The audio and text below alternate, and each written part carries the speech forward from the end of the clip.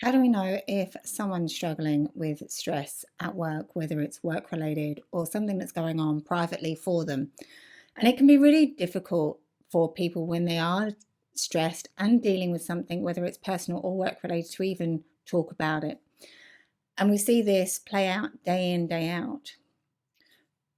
But what can we do as individuals to notice when someone isn't quite themselves? What does that look like? Because a lot of people are very good at wearing masks. I used to be one of them.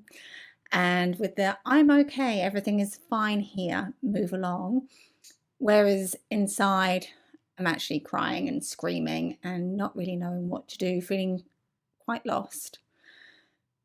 Some telltale signs are people that become irritable, they become short, they don't pay as much attention to things that they would normally do. There's a change in their behavior.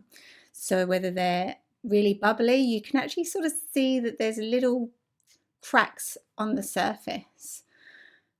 Some people shy away, just completely retreat into themselves. So when we know people in the office and people around us, we know what their norms are, when they're hyper focused, what their norms are when they're in the lunchroom with us. So whenever anything slightly changes, something's created that change. So it's not about sitting down and breaking open what's actually going on for them and getting them into that vulnerable space. It's more about acknowledging them in that space and to sort of say, you don't seem yourself today. Do you want to go for a walk at lunchtime? You don't seem yourself today. Is there anything that you want to talk about? Or if you see that someone is really heavily involved in work and you know that they're stressed out because of the whole workload, even making them a drink and going over and saying, hey, I know how busy you are. I thought I'd pop over and just give you a cup of tea, coffee.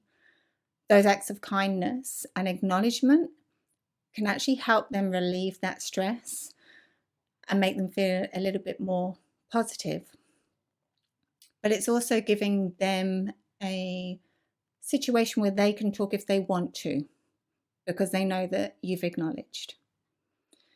So what I want you to do is go around and see if you, well, first of all, see how well you know the people you work with. What are their norms? What are their norms when they're at their desk? What are their norms when they're in the lunchroom? What are their norms outside of work?